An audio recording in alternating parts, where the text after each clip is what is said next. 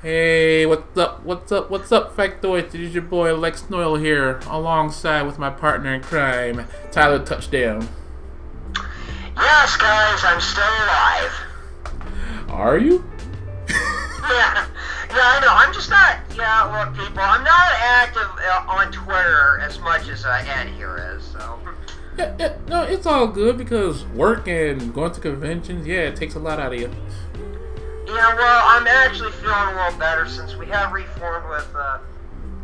Since we've gotten a few more people hired. I mean, I'm now at a point where I'm not working almost every day of the week.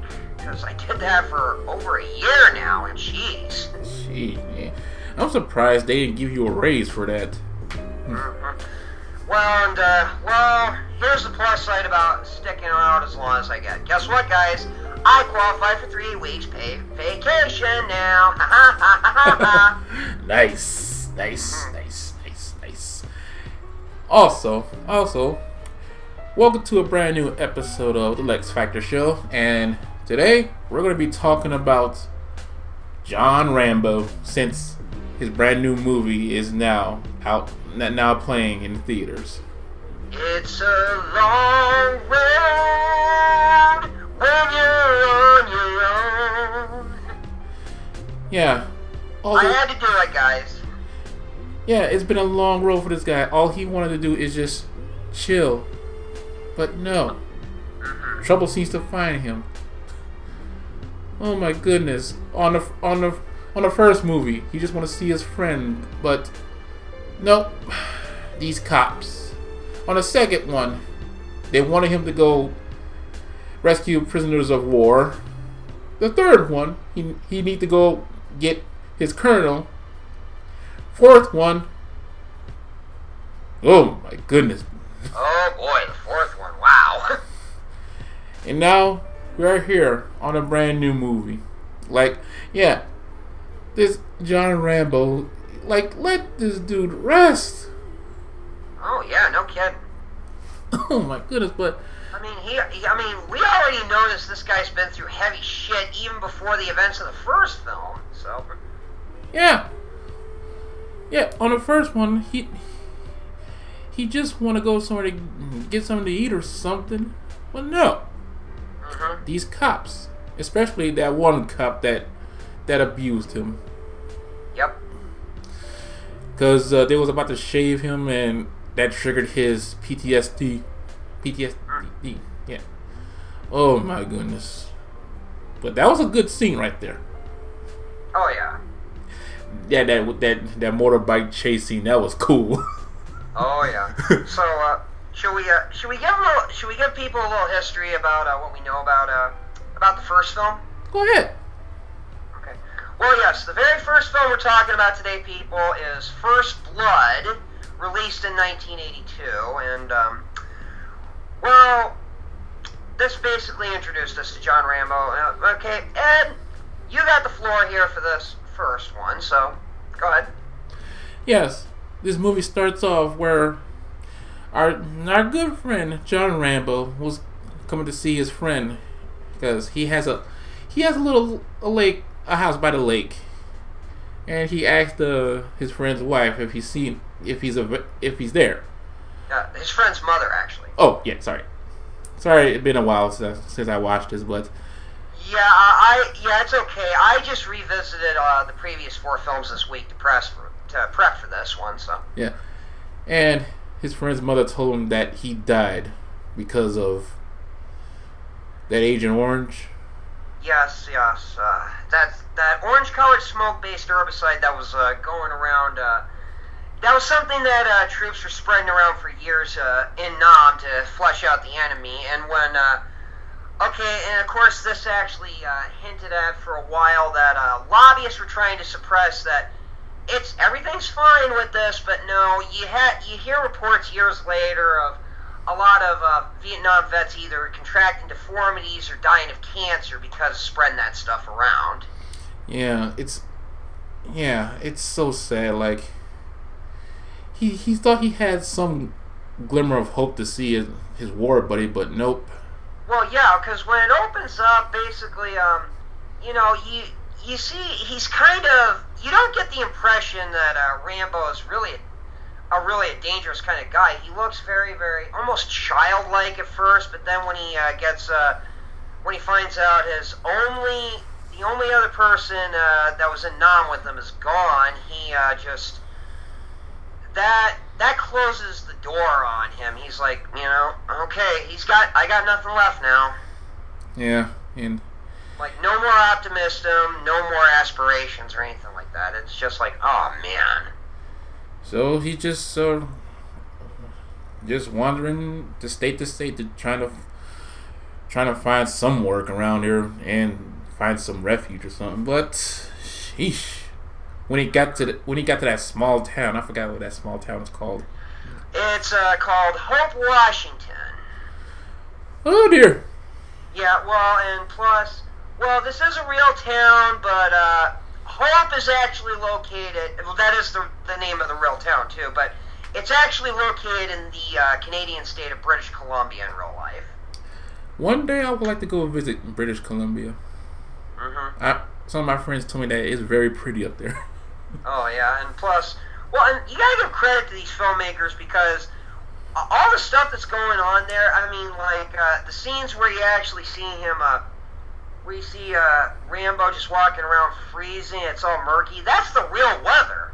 Yeah, because looking at that scene where he was just walking beside the highway, to me it looked like it's like below 27 or something. Woo. Jesus, yeah. That's what I. Oh yeah. That's what I pictured. That's what I pictured. Oh my goodness! But other than that, oh boy, when he got arrested for something, all he wanted. Vagrancy. Yeah. Oh boy, at the police station. Oh boy, I said to myself, I know where this is going. Like, oh boy. Yeah, and basically after mistreatment from the cops, it triggers a PTSD where it basically turns the switch on where he feels like he's back in Nam now. Yeah.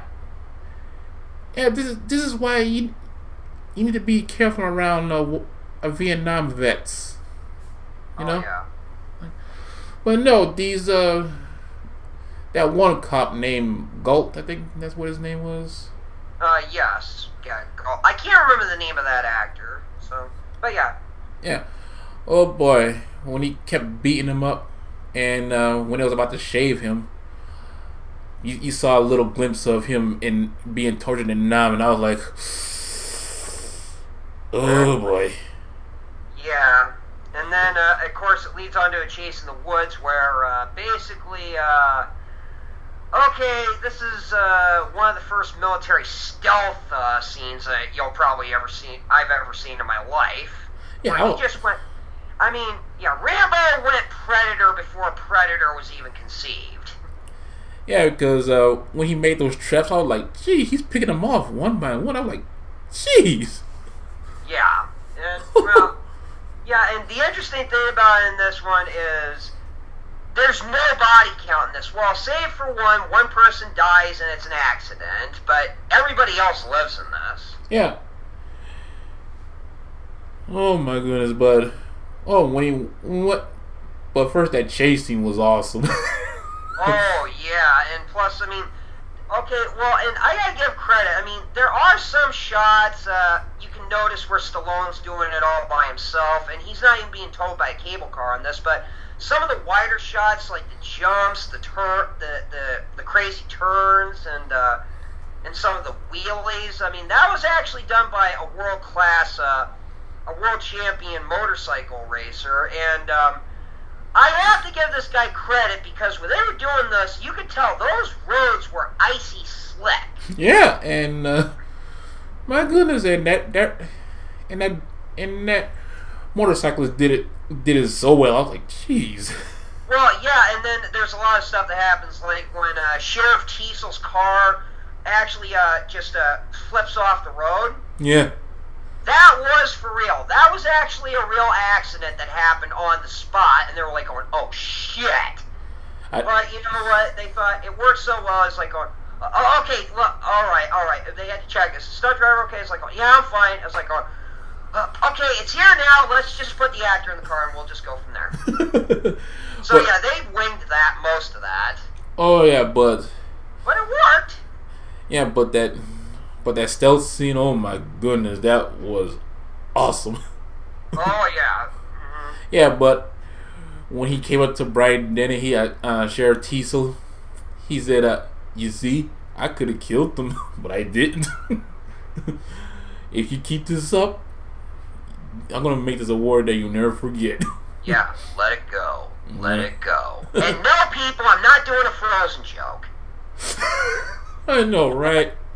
Well, yeah, because I've seen a lot of reviewers who actually put that scene in there when then all of a sudden they first end it with, "No, I'm not doing a Frozen joke."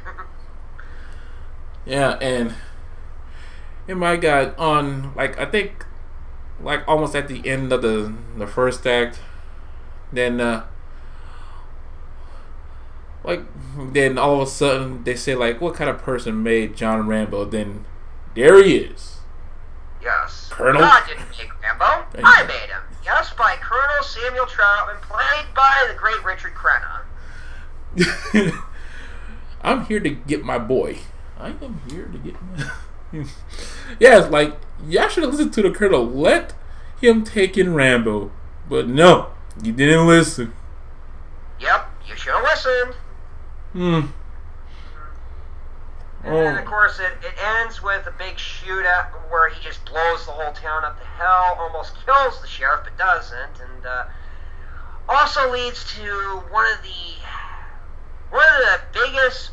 the biggest breakdowns this character has, because he's been on the edge for a while. And oh God, that scene where Stallone breaks down at the end, you're going, Jesus. Yeah, because I feel him, because that scene is so iconic to me, because Troutman says, "Look at it, all those men are getting ready to shoot you. It's over, Johnny. It's over. Nothing is over. Nothing is over. Nothing. You just don't turn it off." Yes. Who are they to protest me, huh? Spit at me, call me some baby killer, all kinds of violent crap. Yeah. Back there, I could drive a tank. I could fly a gunship. I was in charge of $1 million equipment. Back here, I can't even hold on to a lousy job parking cars. I'm going, God damn. And then they break down There's that story where his friend blows up right next to him at a bar, and it's I'm going, oh fuck. Yeah, Johnny, I want to go home. I want to go home. I want to drive my car, man. I wish I could, but I can't find your legs, man. Yeah, and also, and it just affects him to the point where he has nightmares about this for 7 years, and sometimes he wakes up not even knowing what the hell he is. I'm going, fuck, man. This is what war vets deal with.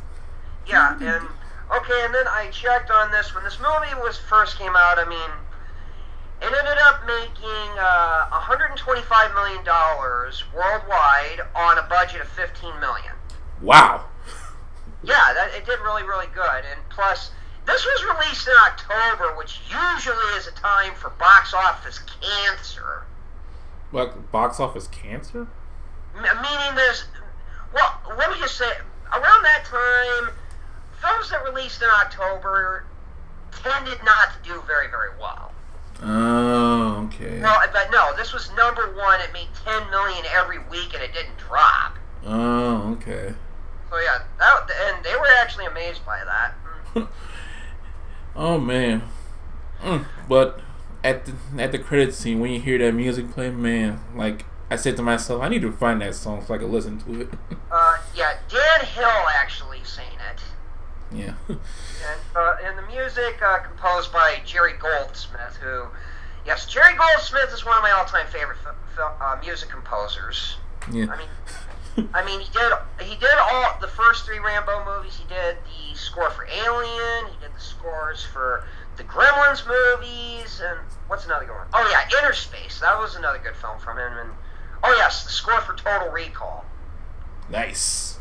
Mm-hmm. Yeah, Jerry Goldsmith is one of the all-time greats, and of course, and other things to bring up about this is the cinematography and camera work done by the great Andrew Laszlo, who.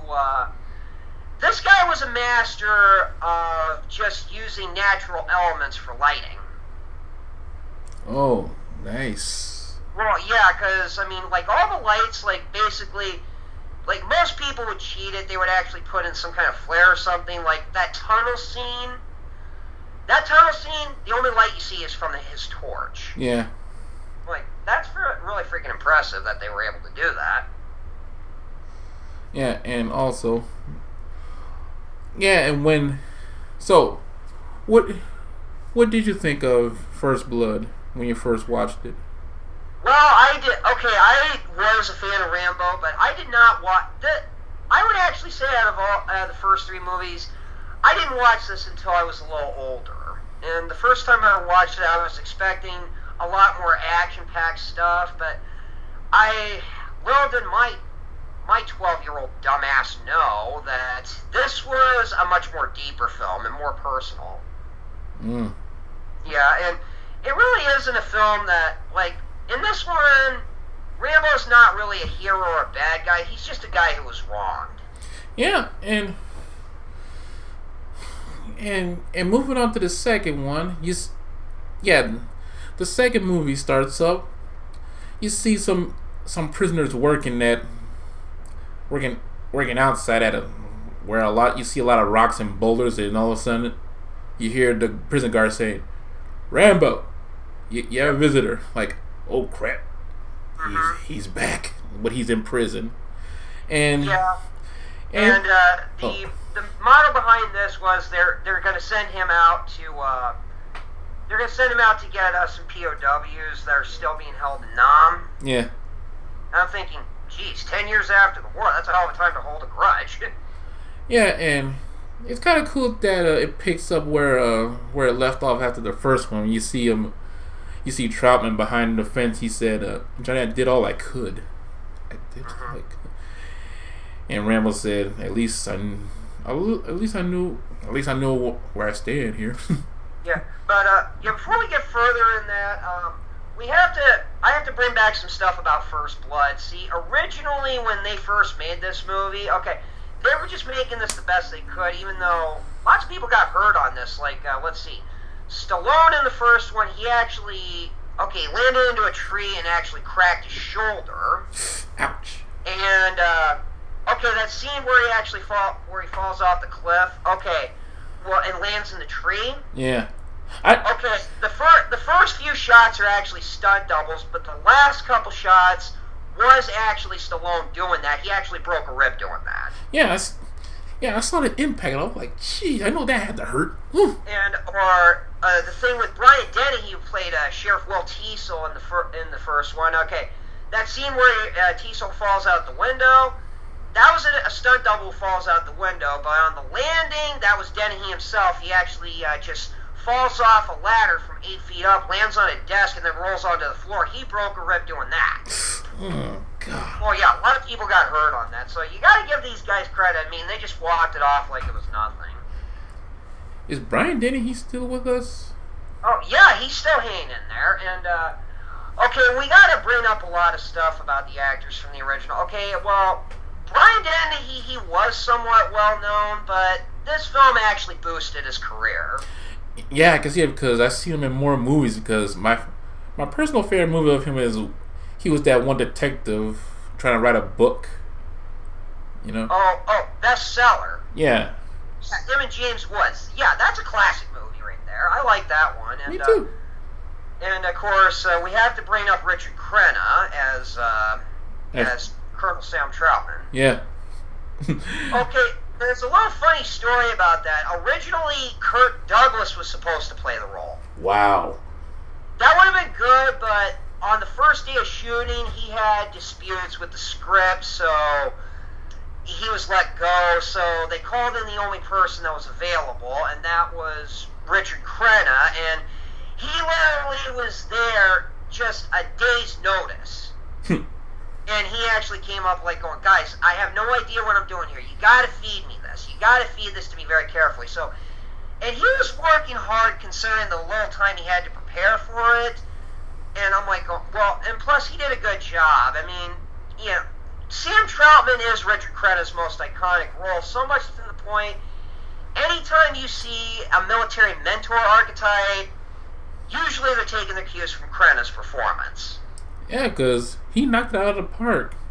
Well, yeah, for example, the Metal Gear Solid series, Colonel Roy Campbell, that's a direct homage to Troutman. Yeah, and it's funny that the voice of Campbell is also the voice of Grandpa from the Ben 10 series. Yeah. Well, and plus you kind of notice that Paul Eden kind of has the same voice quality that Krenna has. Yeah. You know, see that. Snake, turn off the PS2. It's all a game.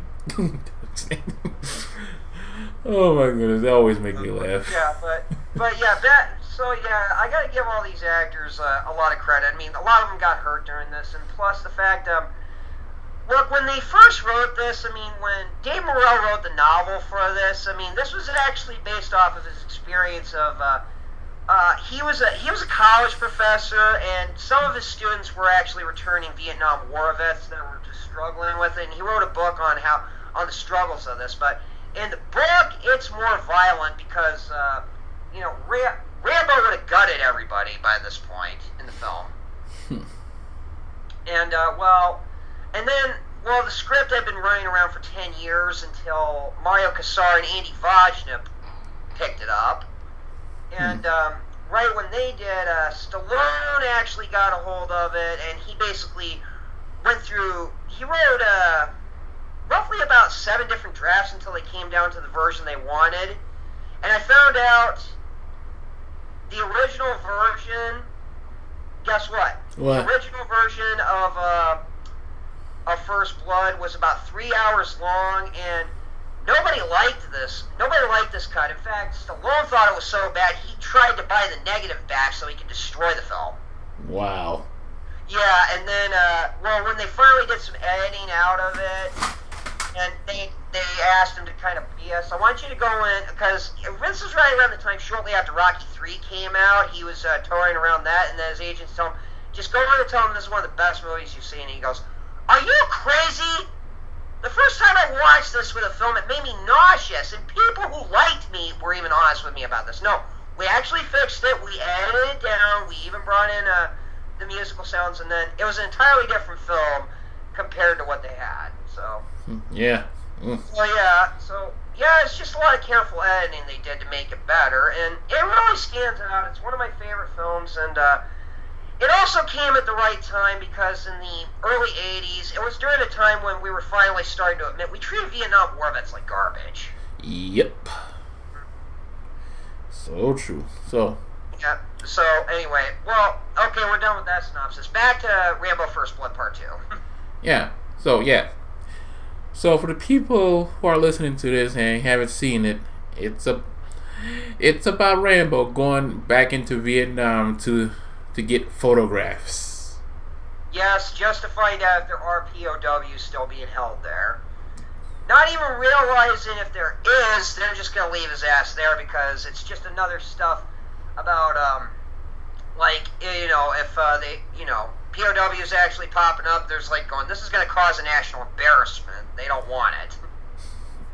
And also, we see our good friend, Michael Biehn. No, Michael Bihn's not in this. Oh, I thought he was. No. Who are you thinking of? There's one guy who brings in Rambo over to drop him off. Oh no, you're thinking of Martin Cove. That's Johnny Kreese from the Karate Kid films. Oh. Yeah, Martin Cove is that actor. We got to give a big shout out to Martin Cove. He's made a comeback thanks to the Cobra Kai series. Nice. Yeah, because everybody just can't stop talking about it. And I'm really glad to see him back in front of a camera again because he's been away for a while. But yeah, Martin Cove's in this too. I mean, well, he's a sleazebag mercenary in this, but then again, Cove was famous for playing sleazebag roles. Yeah. And also yes, and we do see that there are POWs over there. Uh-oh. And, also before we get into that, first he meets some mercenaries, I think. Does he? He meets some mercenaries? No, that's much later. There's only one that an indigenous agent. Her name is Ko. Yeah. Well, they decided to give it a love interest played by an actress named Julia Nixon. Yeah.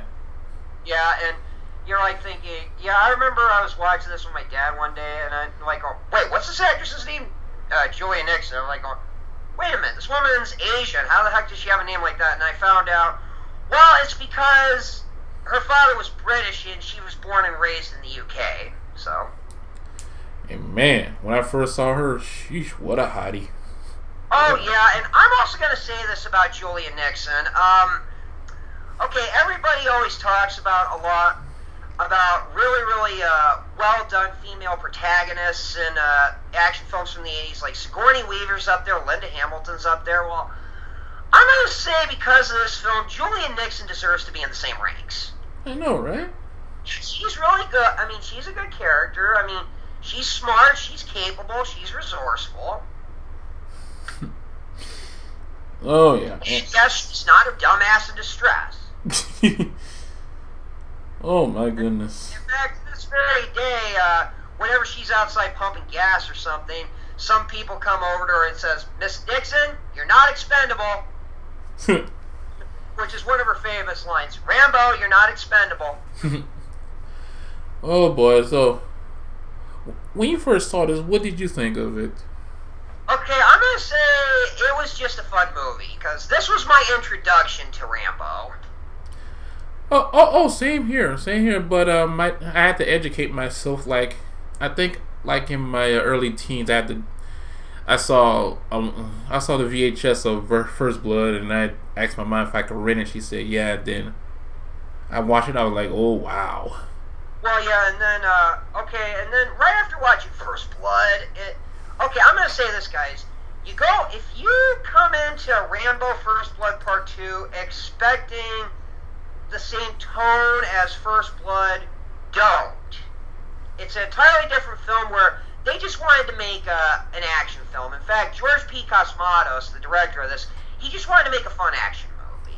And it was fun, let me tell you. Oh yeah, and plus, I mean, it was the 80s. It would be insulting if you didn't make a really cool action film. And also, I mean, even though this is supposed to take place in Vietnam, this movie was filmed in Mexico, of all places. To be precise, it was actually filmed in jungle regions off the Pacific coast, somewhere outside of Acapulco. Wow. Well, yeah, I mean, no, they just told Cosmatos that's where you're going to film it, and it's like going. It was a challenge for him because he had to find jungles that looked unique enough and interesting enough to pass as Asian jungles. Well, it looked unique to me, and yes. Well, yeah, I mean, also with the construction of the fishing village, the POW camp, and a few rice paddy farms, yes, they made it work. Yeah, we see that he found some POWs. Then he was trying to get extraction, but that one guy said it's too. Murdoch. Yeah, he said it's too hot. Abort, mission abort. I was like, what are you talking about? Yeah, CIA scumbag. Yeah, played to perfection by Charles Napier. Yes. You know, to me, he almost looked like another version of Robert Stack. Oh yeah, well he kind of is. Well, Charles Napier was known for playing a lot of jerk roles. Well, with the exception, the only other famous role is this. You remember the MIB animated series? Oh yeah. He was the voice of Zed. Oh, that was him? Huh. Yep, that was Napier. So, and to this very day, everybody comes over to him with all the roles he played. It's like going, man, you played such a scumbag in these films. And they said, well, then that means I did it right, and you were viewing it right. So, no, he was a sweetheart from what I said. I mean, okay, guys, general rule of thumb I always see is actors who play some of the scummiest characters ever turn out to be the nicest guys in the world. I know, right? Look at Tim Curry, who played Bighorns from Legend. Oh yes, the Lord of Darkness. Yeah, him. Oh yes. I mean, yeah, they turn out to be the nicest guys in the world. Napier, was good in this, and well, Richard Crenna. In this one, yes, he actually got this time. Now that he's established, he knows what the hell he's doing. He didn't get this on short notice this time. He had plenty of time to prepare for it. Yeah, please, if to all you aspiring directors out there and writers, if you want this actor to play this character in your movie, give them time. Please. Yes. Well, I mean, it helped considering the fact that, Crenna was a 30-year veteran of stage and TV work, so that helped. Yeah, it really does, because I seen all the work he did. I was like, jeez. Oh yeah, he had an impressive resume. So, and so overall, what are your thoughts on this movie?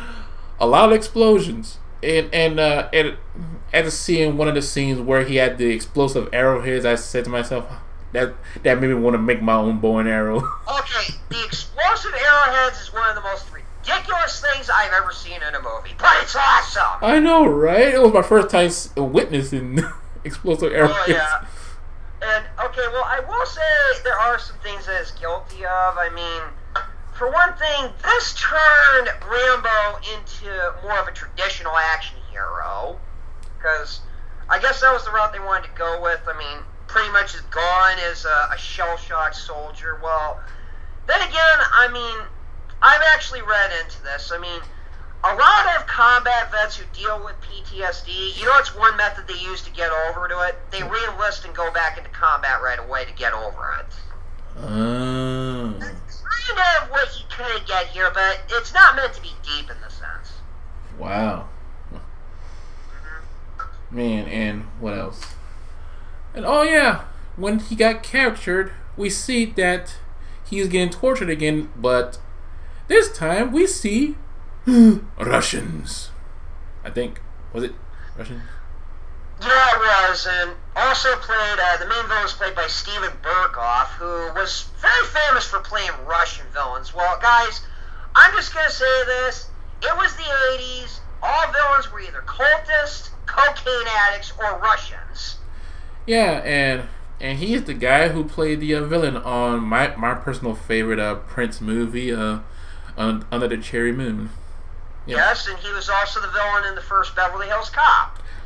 Yeah, and every time when I see him on camera, I say to myself, let me just pop that one little bump where it yeah. like let me just. Well, and I do like a lot of his lines. Well, I see you're no stranger to pain. Perhaps you've been amongst my Vietnamese comrades before. And he's like, and then all of a sudden, Rambo's just taking it as like, you know, they say intelligence is a poor substitute. No, that pride is a poor substitute for intelligence. And he goes, fuck you. So, you wish to test your strength. Good. And then, they're still not responding. He's like going, you may scream, there is no shame. Oh my, and yeah, and they tortured him very, very bad. I was like, jeez. God damn. Yeah, well, it's not as bad as the torture scene we see in his flashback from Numb, where you see a guy putting a fucking bayonet to his chest. I know, that was painful right there. Like, yeah, I mean, this one, okay, it's not as painful, but you get the idea. Oh yeah, and once Cole saves him, I was like, oh yes, he got a second win. Cool. But, oh no. Oh god, yeah, the part where she gets shot, you're like going, god damn it, no! Yeah, like, no, don't let this badass lady get killed. Like, come on! Okay, and I have to mention this. This is one of the reasons why I miss screen test, because it actually helps you get rid of something that you didn't mean to put in there. Like, originally, like, one of the original scene of this, when Code dies and Rambo's holding on to her, he actually does this. He screams, no! And the whole valley hears it. You get a huge... Everybody in this audience starts laughing over that, and everybody and the filmmakers go, oh shit, we gotta take that out. Yeah. Instead, in the cut we get, it's just him holding... And like, the second she dies, Rambo just holds her up really, really close, and then cuts away to the wide shot, and then next scene, I'm like going, okay, yeah, more effective. Yeah, that's when you see he gets serious when he ties his bandana on his head, like, oh shit.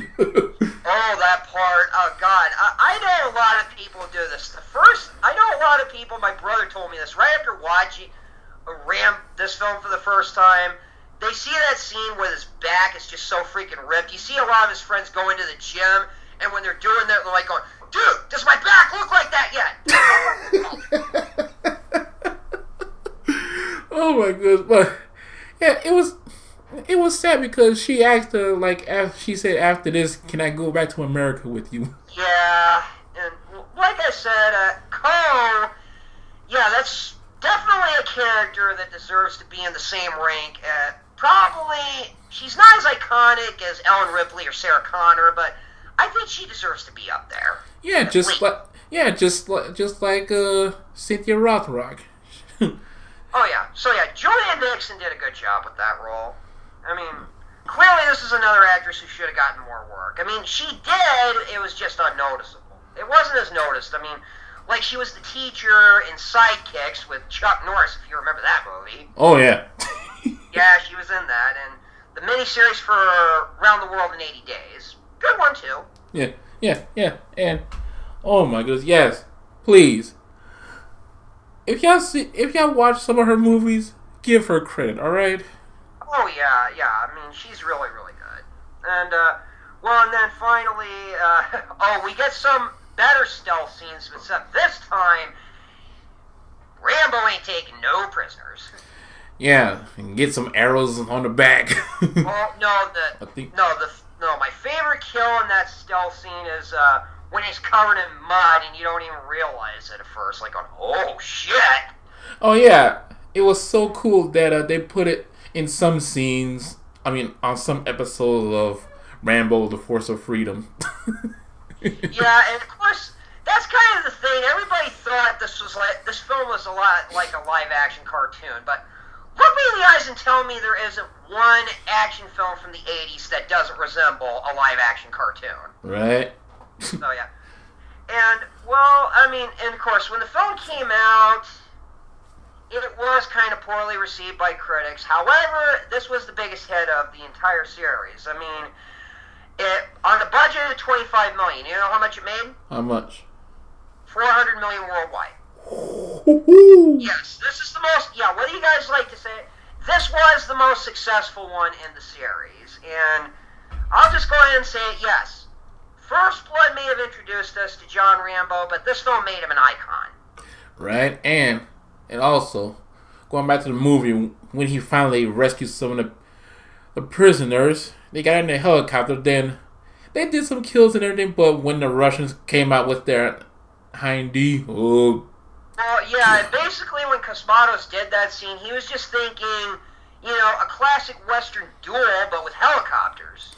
Yeah, I was like, it was an awesome scene, but let me tell you, that scene actually made me sit on the edge of my seat because, like this helicopter going against a hindy, I was like, oh boy. Oh, yes. Yeah, when I first saw that hindy coming out, I was like, oh shit. Oh, oh fuck, it's on now. Oh yeah, and oh my god, when the Russians thought they got him, they saw Rambo's helicopter smoking, and all of a sudden you see Rambo like he was knocked out, but all of a sudden when it was getting close, all of a sudden, like. Yeah, well, like I said, it was the 80s. You had to kill. Yeah, it was. That was another trope in the 80s. You had to kill the main bad guy with a rocket launcher. Yeah, but the way how he did it, they thought he was knocked out or dead, but all of a sudden he just popped back up with a rocket launcher. I was like, now that was awesome. And then he goes back to the base, has a few words with Robot, and then takes out an M60, destroys the entire all the damn computers, just going ah. No, yeah, I was gonna say before you get to that, he got the gun from the helicopter. Then he saw that one guy like, congratulations. Then he kicked him in the balls and just pistol whipped him. Yeah, and then goes into the computers. Okay, guys. You're familiar with the phrase nowadays, going Rambo. Well, if you want to know what that means, just watch this scene right here. Yeah, he just shoots up everything. And then all of a sudden he shoots in the air. Ah! Yep, that's what they mean by going Rambo. Ah! And then he went up to that sleazy CIA guy. Then he said, "I had to do it. I'm sorry. I had to do it." He goes, mission accomplished, and then boom, just stabs the knife right next to him. He says, "You know, there's more men out there. Find them, or I'll find you." I'm like going, "Whoa!" Yeah, he got him on a desk and ding, mission accomplished. You find him, or I'll find you. And, one criticism everybody said about this, well, this does not feel like an anti-war movie. Well, and I say, well, it's an action movie. I would say it's an anti-establishment movie. How about that? Yeah, that works. This is basically saying screw authority figures, and plus, it's just fair to say this, guys. I mean, I don't want to get too much into it, but let me just say this. Let me just sum it up. Wars can be settled a lot better if politicians and lobbyists stayed the hell out of it. #truth. Mm-hmm. So yeah. That's all I'm gonna say. Yeah, and we see him walking off into the sunset again. Mm-hmm. And then of course it ends where he says, "I want what they want for everybody who fought for their country and gave everything they had for our country to love us as much as we love it." And makes me feel bad because I feel like that message went over everybody's head at the time. It did. Mm-hmm. Well, then again, like I said, it was a big action movie. You're not going to expect anybody to take it too seriously. Right. Mm-hmm. So yes. And plus, I mean, all the effects are done practically, and Stallone didn't get as hurt as much as he did on the first one. In fact, he was more prepared for this. In fact, he worked out really hard. He was working out about 5 hours a day when he was on this film. And yeah, because damn it. Yeah, because seeing him on First Blood, he looked so small, but on First Blood Part 2, oh god, he looked so ripped. Yeah, in fact, even Julia Nixon said this when she was playing Cohen this role. You know what she says about this movie? She says, "I think this is the first movie I've ever done where the male character looks better than the female character." Hey guys, her words, not mine. Oh my goodness. So yes, yeah. Oh, you about to say something? So final thought on this, guys. Don't go in expecting this to be as deep as First Blood. Just go in and you'll have a fun time with this. I still do. Me too. So yeah. So, any other behind-the-scenes stuff for this movie? No. Based off of what I said, no, not really. They didn't have as much problems as they did with First Blood on this one. And of course, like the stuff I said. They filmed this in Mexico, of all things. Well, it worked. I mean, with very careful production values, not to mention the fact that they had to make a shitload of styrofoam Buddha statues to pass it off. Oh, yeah, I noticed that, too. But, no, it works. They made it work, and, they still had the same stuff. I mean, they still had Jerry Goldsmith's score. It's not as emotional as the first one. But it's still good enough. It's still action paced. He was experimenting more with synthesizers at the time. It works. Yeah, cool. Yeah. So like he said, if you want to have a good time and see a lot of stuff exploding, watch this. It's so ridiculous, but that's the whole point. Yeah. So moving on to the third one. Mm-hmm. Oh boy. Well, okay, yeah. Rambo 3, my mind about this tends to change over and over again.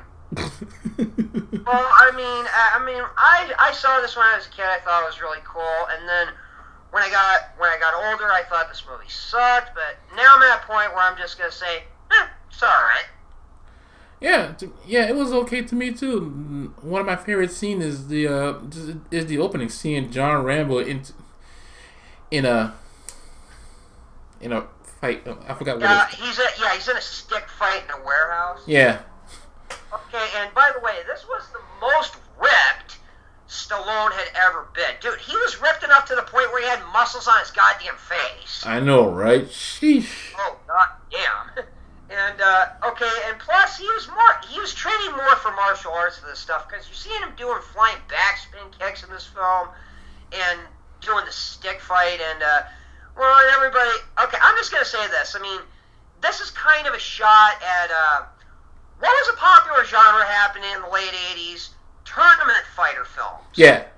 In fact, this was the same year Bloodsport came out. Oh, yes. Bloodsport. In fact, I wouldn't be surprised if they took a few cues from Bloodsport. Hey, all you have to do is put Stan Bush's song Fight to Survive in that fight scene and you're good to go. Oh, that was Stan Bush? Oh, I didn't know that. Yeah, Stan Bush saying that. Wow. Yeah, because people, when they think of Stan Bush, they just know The Touch. That's the only song they know from him. Still a good song, but come on, he's done a lot more than that. Yeah, because my personal favorite, Dare. Dare's my favorite too, and but yeah, Fight to Survive is another good one. I'm thinking, yeah, you could take that song from Bloodsport and put it in this scene. It would work. Of course, because that is a good song. Because when you watch a tournament fighting, put that on. Or if you want to play Mortal Kombat or Street Fighter, turn your TV on mute and put that song on. You know what?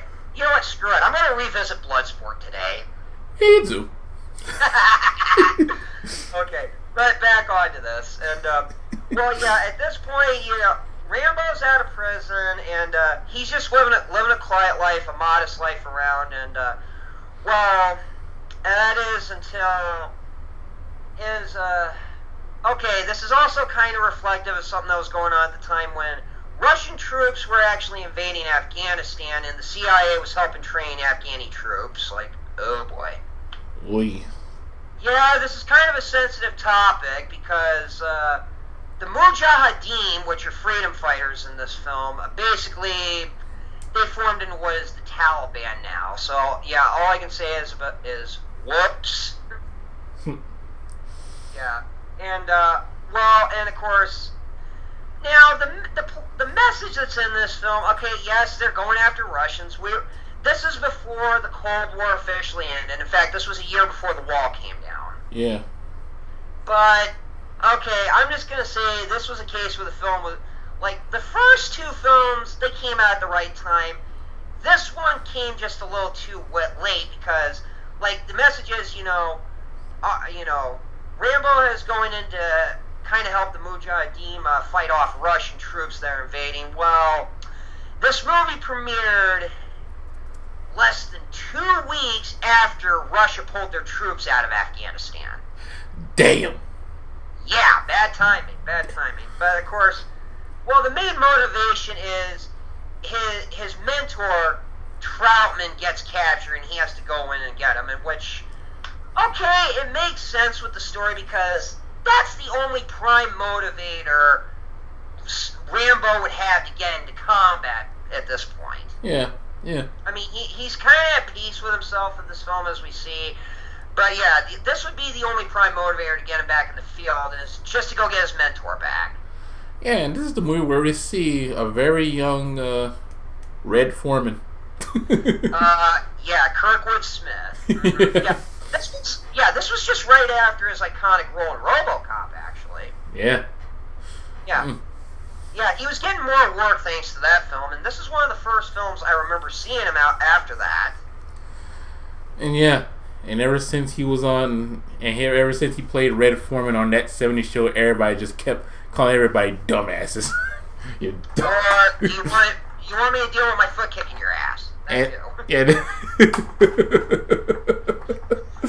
Oh my goodness. Or another scene when somebody asks him, like, do you have anything bad to say about your father? And his father and Red sitting next to him is like going, well, we're waiting.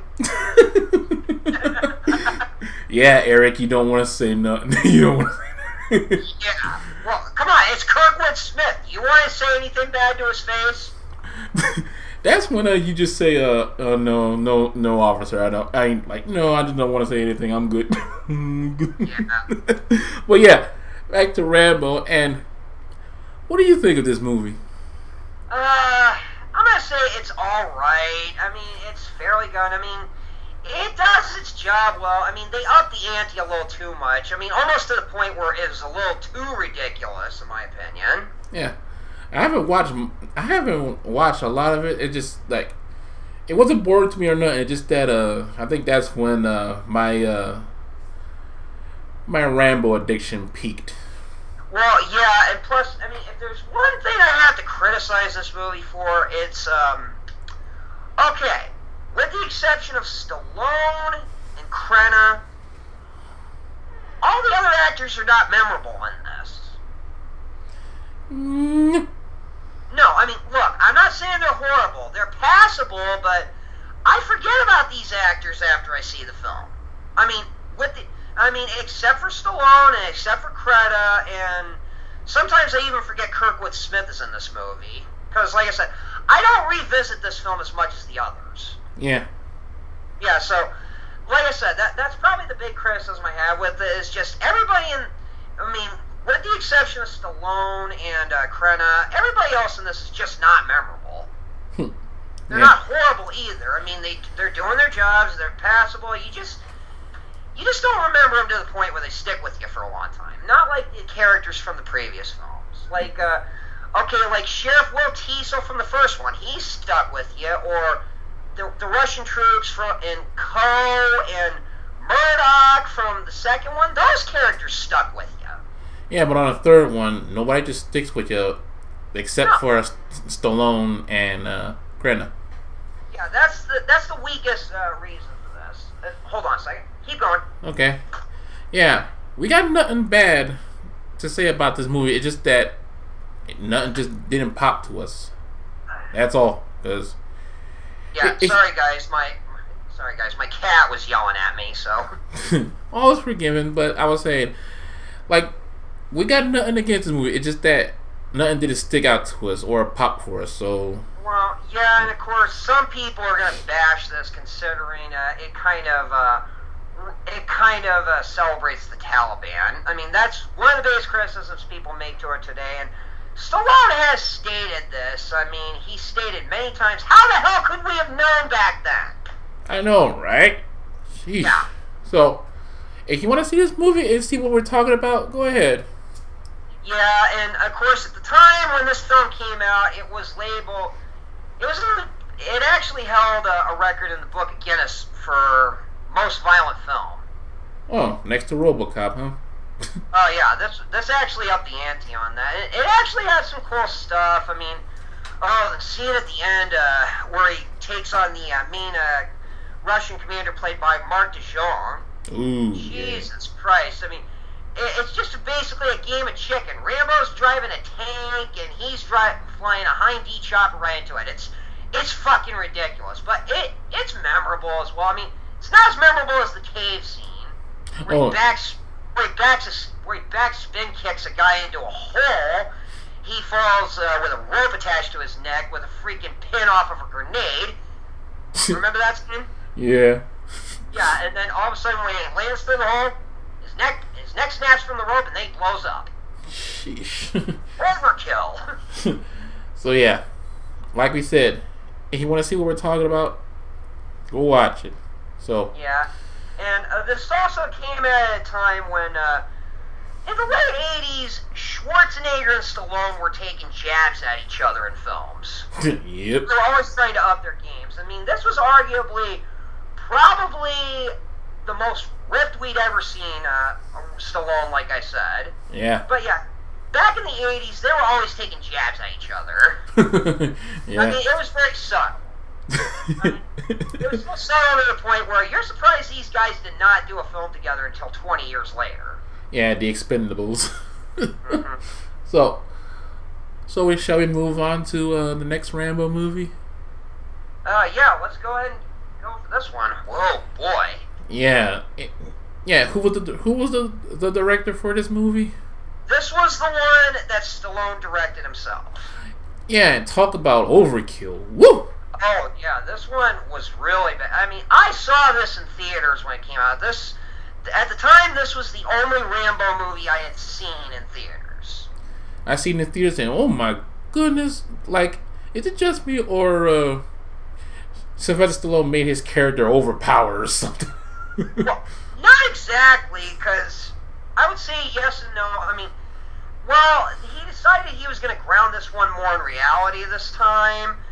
Well, I mean, most of the stuff in this, I mean, the way it's done, it's plausible in real life. Like that archery scene in the minefield. Oh, yeah. Well, okay. He actually tested this thesis where can he actually shoot these guys in a combat situation? And he said, yeah, it's possible. I mean, he said he wasn't good enough to the point where he could shoot apples off the top of their head, but it could be done. Okay. So he's making sure if it can't be done in real life, then we're not even going to put it in there. So, well, I do appreciate they're grounding this in reality, and also I'm going to say this: if they wanted to make him way too overpowered, he would have just done the whole thing by himself. Which, yeah, when Stallone came up with this idea for this one, he said, I'm getting to a point where I'm too old for this, so I'm acknowledging this is a case where I need a team. Yeah, the reason why I say overpowered because there are some scenes where he just went ape shit. Like, there's one scene where he just knocked the guy's head clean off his body. Like, gee. Well, yeah, with a fucking machete. I'm like, oh, fuck, man. So yes, this movie, Rambo or just John Rambo, however you want to call it. It depends on which region you live in. I mean, it's called Rambo here, or the extended version is called John Rambo, and other regions across the world it's called John Rambo. Yeah. Depends on where you are. Yeah, we see where Rambo, he's like a ferryman or something. Yeah, basically. He's just now living in this, but now he's at a point where he's become realistic. Like, everybody he knows is gone now, and especially his mentor, and he's just done with he doesn't want to get involved in any of this shit. I mean, especially the fact that a situation in Myanmar is happening, which is formerly known as Burma. Yeah. And he's like going, look, as long as they don't tread on me, I don't care. Yeah. He's at a point where this guy's been through enough heavy shit where he's like going, I don't care anymore. Mm-hmm. Basically what he's reduced to. True, and also, yeah, he's trying to take these church people, I think. Christian missionaries. Yeah. And they were just going in to help some people who were sick. Yeah, but they didn't like the way how he does things because they came over into his boat, want to try to start some shit. He tried talking to him, it didn't work. So. Well, yeah, when those pirates. Yeah, those pirates. Yeah. Well. Hello. Froze up there. No, we're out. No, I'll edit that out. Okay. All right. Yeah. So. Hello? I'm still here. Can you hear me? Yeah. I was just waiting for you. Alright, good. Alright, now where were we? Yeah, those pirates came onto his boat. Yeah, the part where he's trying to negotiate with him, but he knows these guys are going to kill him, and, and then he just pulls out a handgun. Oh yeah, fun fact. This is the first time in the series we actually see Rambo use a handgun. Yeah. Well, yeah, I mean, most of the time we always see him use a knife, we see him use a bow, we see him use an M60 or a rocket launcher. I'm thinking, yeah, we've never seen him use a handgun up to this point, and I'm like going, okay, that's the reason why we never did, because he's too fucking overpowerful with it. Yeah, and, like, he was trying to tell those people, like, there wasn't any other way, so he had to do that. Yeah, and these guys, and the guy who's, the doctor who's lecturing him, who's played by Paul Schultz, I believe his name is. And okay, trivia guys, for all you know, if you know who this actor is, you might. For anybody who's watched the Punisher series, he plays William Rollins, the CIA dick. In that show. Oh yeah. Well, no, he's good in this, but he's a full-blown psychopath in Punisher. In this, he's a real huge pacifist. Who's actually, he just can't accept the fact this is war you're in, dude. Yeah, but he learned at the end. Oh yeah, near the end he kills a soldier by caving his head in with a rock, and I'm like going, look, it's the situation, it's war. You gotta do what you gotta do. So yeah, and then all of a sudden, the main villain attacked the place where the doctors are at. You know? Oh boy. I know, right? Jeez. Oh yeah, the way he dies. I mean, oh god, that's one of the most. Okay, I'm gonna say as far as memorable and gruesome deaths go in Rambo, this actually stacks up to the highest. Yeah. So yeah, the doctors and all the innocent people got kidnapped by what's the main villain's name again? Major Tent, I believe, and oh yeah, interesting story to bring up about the guy who played him. That man was a real life Karen rebel who fought against the Burmese army, and he went into this. He found out about it, and he wanted to go, and he was okay with this because the conflict in Burma really is a story that he felt needed to be told. Yeah. Well, in fact, I mean, well, that was one of the reasons why Stallone decided to do this. He wanted to talk about this because this has got one of the longest conflicts happening in Asia as we speak. In fact, the conflict in that country is still going on. 71 years. Jeez. It's still happening. Well, okay, it's toned down a little bit. I mean, like half the country is now no shooting zones and all that. I mean, those are basically no fire zones. Well, like anything like mainly on the Thailand border or anything like that, that's where the real heavy crap is going. So. Okay. Yeah, and Jesus, but I mean, yeah, I understand that he wanted to that he had to show this, and I think he Stallone overreached the goal just a little bit, because I walked away from this movie. I didn't hate it. I actually enjoyed it, but God damn it, this left an impression on me. Yeah, and so a team of mercenaries was trying to go and help them. trying to save the kidnapped victims from this horrible guy. And okay, and that's another thing to bring up. The mercenaries in this. Okay, the mercenaries are memorable. Yeah. That's another thing they got right for this film. Unlike Rambo 3, the actors in this are memorable. Yeah. Because I remember them. I mean, especially the sniper schoolboy. He's the sleeper standout. Or the Asian guy, Anju. Yeah. He's a badass. Oh yeah. Yeah. And then Oh, go ahead. And then you have the main guy who's in charge, the British dude. He's played by Graham McTavish, and for all you Castlevania fans, this guy's the voice of Dracula on the Netflix show. Oh wow. Yes, that's Dracula you're looking at. Yeah, and he think he knows everything. Yeah, he talks down on Rambo, like Rambo wanted to help too, but he said no, you stay with the boat. He would have been like, yep.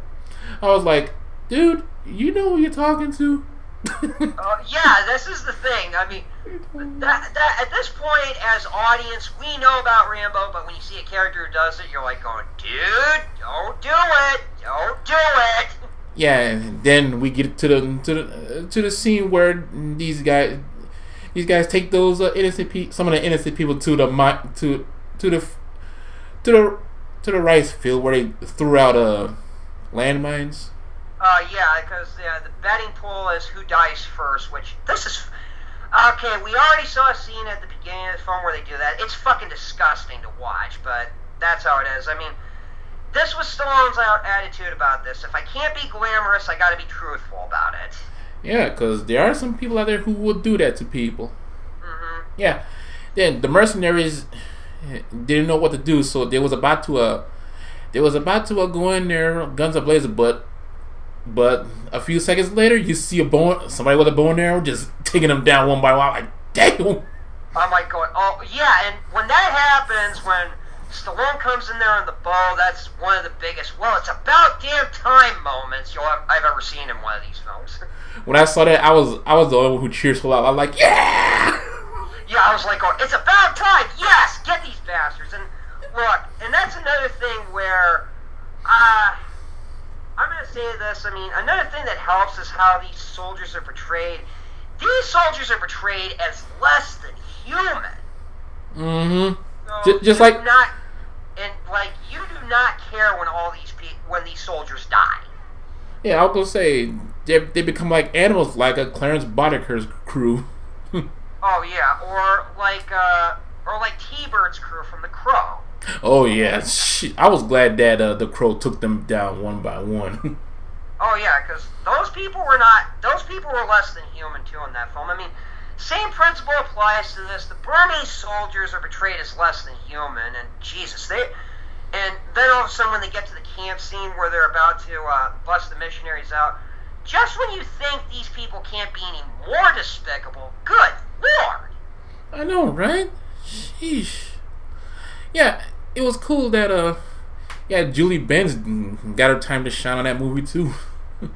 Oh yeah, and then okay, and then I mean, yes, even though they grounded it in reality, it leads to the scene where this is the only over-the-top moment where he actually traps an unexploded tall boy bomb that was dropped decades ago with a claymore, and then boom, it practically just turns part of the jungle into a crater. Oh yeah. Sheesh. Yeah, but that one stealth scene, whoa, that also had me on the edge of my seat right there, like, ooh boy. Yeah, I mean, like, dude, I mean, you have one soldier that's about to rape Juliet Benz's character, and then what happens? Rambo comes in, kills the guy slowly by tearing his throat open. I'm like going, whoa. Yeah, this is why I say, like, it's just me or Rambo's kind of overpowered on his movie. Well, I mean, this is a case where you're saying to yourself, like, going, yeah, I'm not necessarily going to blame it. I mean, hey, dude, that's actually, look, if a guy's a rapist, he deserves a worse punishment than that, but damn. Yeah, I know, I'm just saying, like, I'm not bashing on Sylvester Stallone. I'm just saying, like, kind of overpowered. Like, geez. Yeah, he was kind of overpowered. So. Well, yeah, he deserved it. But man, I was like, whoo, they got her out, cool. They got some of the people out, but it was almost time when the big shootout happened. Oh boy! Holy shit! This is one of the. I'm gonna say this is one of the craziest scenes you're ever gonna see, and I'm gonna say. This is actually done in a sense where it seems like it could actually happen. Yeah. And wow, I mean, he just mows down everybody with a Baron turret. Oh my. Brownie turret, I believe is what it is. Yeah, but once the main villain got what he deserved, I was like, that's what you get. And of course, this is kind of interesting to note. Originally, they were going to have Stallone holding that turret with his own bare hands. Uh-huh. Well, okay, when they first tested out that thesis, I mean, yes, that thing weighed over nearly 100 pounds. I mean, yes, Stallone could lift it, he could fire it, but the movability for it really sucked. And then, he's like going, yeah, you know what? Let's just mount the damn thing, all right? Yeah. Yeah, in fact, he even said this on a commentary track. He's like, yeah, it really sucks doing these stunts when you're 200 years old. Yeah. 200 years old. Oh my goodness, but yeah. Once the smoke cleared, everybody was like, oh boy. Like, this was hell.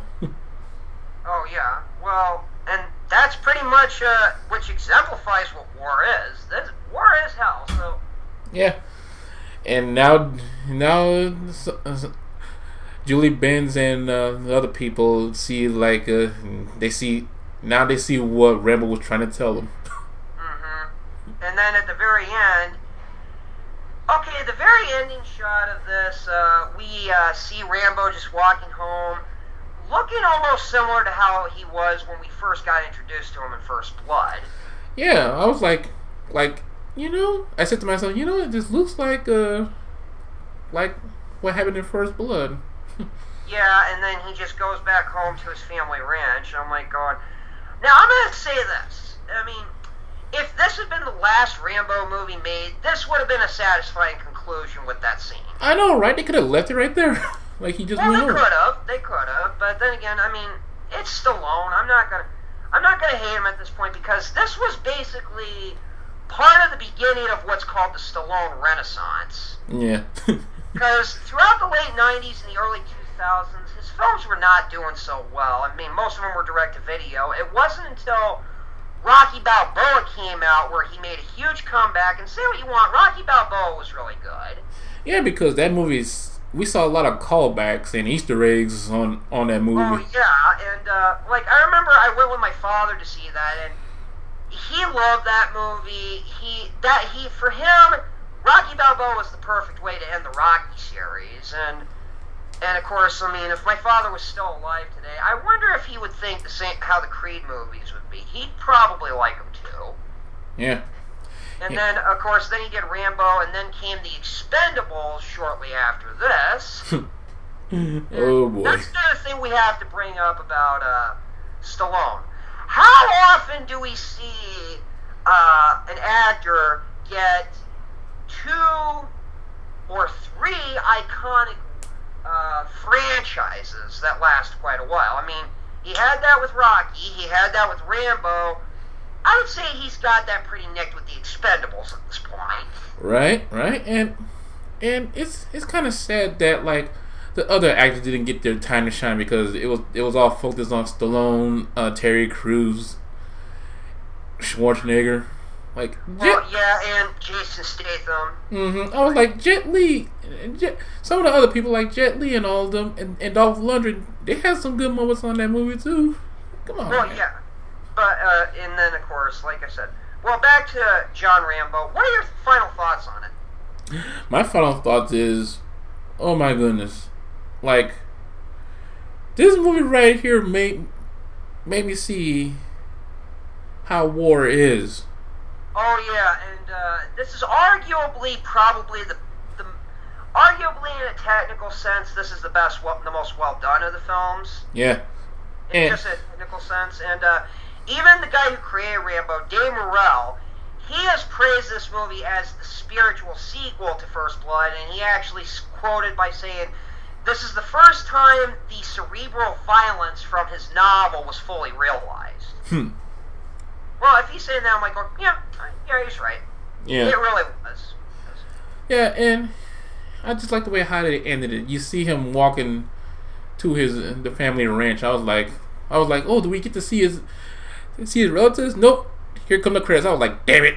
Well, yeah, and of course, like I said before, I mean, the characters and the actors in this, they're more memorable than the ones from Rambo 3, of course, like I said. Yeah. I mean, I still remember the mercenaries, and plus the way they play off each other. I mean, one of the funniest lines to me is the redneck Reese, when he walks in, is like going, "I don't like this," and then Angie says to him, "It's the jungle, puss nuts. You're not supposed to like it." You know, just lines like that, how they play off each other. I'm like going, yeah, okay. Yeah. So. No, it works. It works. So, what are your final thoughts for this movie? Definitely very, very memorable, but holy shit! I'm just gonna say, this is definitely for Rambo fans, but this is not for the faint of heart. If you're squeamish, this film is just gonna hit you. Yeah, because you do see children getting harmed too. Oh God, yeah. But like I said, that was the attitude Stallone had. If I can't be glamorous, I got to be truthful about it. And plus, this was the one where he had full control of the whole thing. Yeah, and I'm glad that he did. Well, yeah, because say what you want, guys. Say what you want about Stallone. I will never really, at this point, I can't question him when it comes to screenwriting and directing. He knows what he's doing at this point. Yeah. So yeah, definitely. I mean, I don't think I'd recommend this film to a general audience, but if you're a fan of the previous films, yeah, you're gonna remember this one for sure. Yep. So yeah. So we are here in 2019, where the new Rambo movie is out playing right now, and. I gotta admit, I did not find out this was happening until recently. I'm like, oh, Jesus, I've been away. Well, look, I've gotten to a point where I've been turning off a lot of crap because, like, for example, I don't even listen to mainstream critics anymore. I never listen to mainstream critics. I just go in there head first. And you want to know how I learned about this movie? Because I'm following Stallone on his actual Instagram, and when he said that like it's happening, a new Rambo movie is coming soon. Then I saw the trailer on his Instagram. I was like, damn. Yeah, and then I found out about it, and I'm like going, okay, I'm in. Yeah, and well, plus some of the vibes we're getting from this. I mean, I'm already seeing early people talking about this. Like mainstream people are saying this is too gruesome, it's too harsh. I'm like going, guys, it's Rambo. What do you expect? You want him to just be kind to everybody? Yes, this is a freaking war vet. I mean, yeah. This is the most. I mean, as far as films go, this is the most hardened combat vet you've ever seen in a film since the goddamn '80s. So. Yeah, and I saw Razor Fist talking about it too. I was like, ugh. I was like, yeah. I was like, what is wrong with these people? Like, have y'all seen Rambo movies before? Like, obviously not, or they just don't care at this point. I'm like, what is wrong with you guys? Come on. Are you expecting some neutered down guy who's been pushed too far just to forget about it? Not happening with Rambo. No. Yeah, you think what people see in war, you think they're gonna forget about it? Oh hell no. No.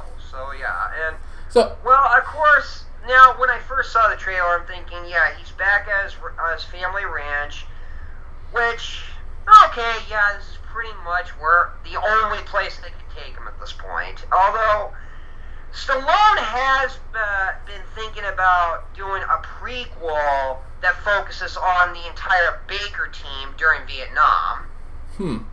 Where it's going to be played by a younger actor, and well, he's been thinking about, probably not as a movie, but as a TV show or something like that. Yeah, that could work. Well, yeah, I could see that happening, but, yeah, well, I'm just going to say, only if Stallone has full control over that project, I'll go for it. Yeah, maybe we could see the scene where how he got that iconic Bowie knife of his. Yeah. Well, yeah. And that's another thing, I mean, we should have brought this up earlier. I mean, cutlery actually increased in sales because of Rambo. Oh, wow. Oh, yeah, like that famous survivalist knife. This has become a staple. I mean, I know people who use survival knives like this. Like, one that's got the compass in the pommel and matches and a suture kit inside the handle. Yeah. Yeah, I mean, I know people who use survival knives like that. I mean, hell, I have one in my house. So there. Nice. And yes, people, just don't listen to the mainstream. If you want to see a new Rambo movie, go ahead. Well, and plus, I'm just going to say this. The general audience, I'm only going to listen to what the general audience has to say, and most people are liking it from what I've heard. Well, I've seen it, and I'm just going to tell all y'all this. Please go see it, because, oh my goodness, the traps that Rambo made at his ranch. Oh my goodness. Yeah. Well, I mean, I know I've been seeing a lot of other just guys on YouTube. They're saying they like it, but when they first come into it, like one, I can't remember his name is. I mean, the first thing he says when the video opens, he goes, "Boy, that was crazy." And then I'm like going, okay. For the moment I heard that, then yeah. They're doing it right. It's Rambo then. Yeah, this is Rambo. Okay. So, and maybe after when Tyler sees it, we could talk about it. What do you think?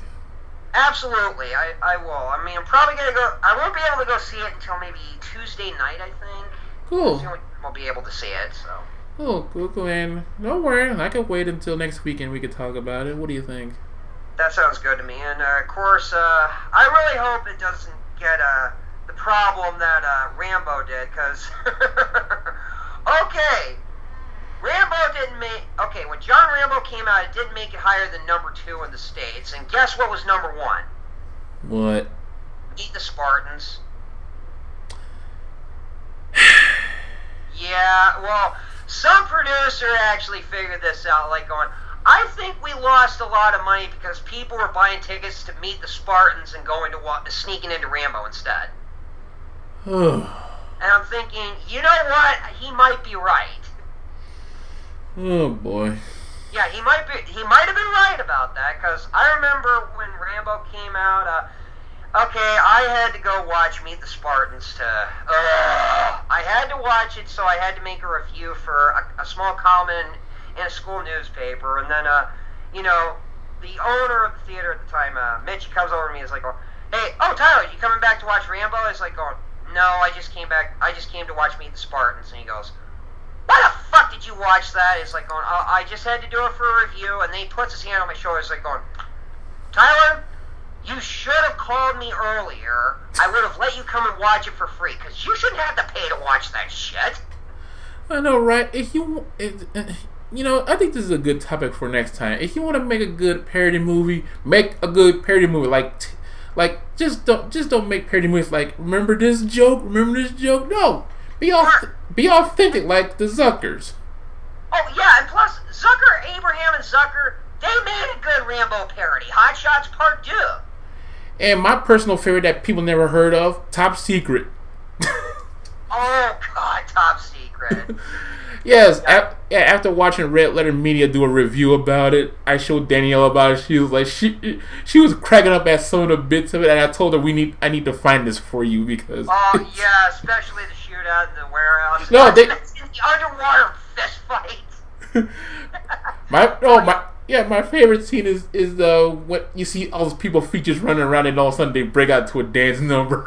And also back on the subject of Hot Shots, okay, Richard Crenna basically reprises his Colonel role in Hot Shots. Yes, I know. And he's making fun of his iconic role, and I'm like going, okay, if you're gonna make fun of the military mentor archetype, you might as well bring in the guy who made it famous.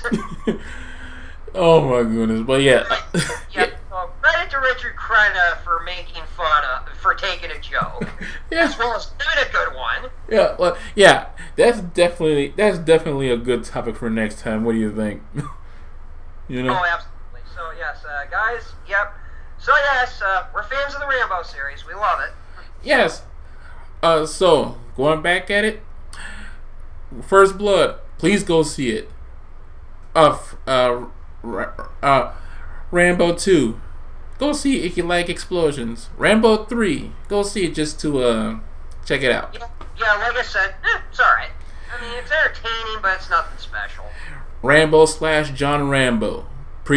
Movie not for the squeamish. Okay? Yeah, but you're gonna go in there and you're gonna expect, holy Christ. I mean, that happened to most people that I saw coming out of John Rambo. I did not see one person to say, God Almighty. Yeah. So, please, this podcast will be up on the Lex Factor page, and if y'all like what y'all hear, just tell us what y'all like about the Rambo movies, and if you're gonna see the new one, please let us know. Yep. What you think of it? So. Tyler, got any shameless plugs or shout-outs? Well, let's see. I'm now using Instagram more. I just cracked over 300 followers now. That's cool. Yeah, because I made a new profile on my Instagram. I just use it for my cosplay, for cosplay only. So yeah, and if I'm gonna give shout-outs, okay, the new shots that are coming out of me are my RE2 remake version of Leon and some new Iron Fist photos. Okay, shout-outs go to the photographers I work at. You can find them on Facebook and Instagram. The first one being Master Photography by LG, and another one who I did the most shoots with, a lady, Wild Momo Photography. And by the way, I recommend their work if you guys need photos done in San Antonio. They're really good. I think one of them is following me on my Lex Factor page. Which one? I think the first one. Master Photography by LG? Yeah, I think that's. Yeah. She mainly does a lot of green screen shots, but the on location shots I did by Wild Momo. Okay, yeah, I do recommend working with her. She's really, really good, guys. All right, cool. And just gonna give a small shout out to my future mother-in-law. Her name is Becky Jackson, and I'd like to thank her for giving me this trench coat because I always wanted to own a trench coat. Because all of a sudden I asked people like, what kind of cosplay should I do with this? And everybody said, do the Creeper from Jeepers Creepers. I'm like, okay. Or like we just discussed earlier, he could be Mr. X with this if he wanted to. I gotta buy those big ass stomping boots. Oh God! Next thing I know, they'll probably play that song from the Boondocks for you. Stomp 'em in the nuts. Stomp 'em in the nuts. X gonna give it to you. X gonna give it to you. But seriously, yeah. I looked up the Creeper and there's one thing in common that me and the Creeper has. We're both 6'1", so I'm like, But until then, Factoid is your boy, Lex Noel signing off alongside with Tyler Touchdown, and like Stallone says, nothing is over. Yeah, please tell us what y'all think about Rambo Last Blood. Until then, thank you, and stay classy, people. Ciao.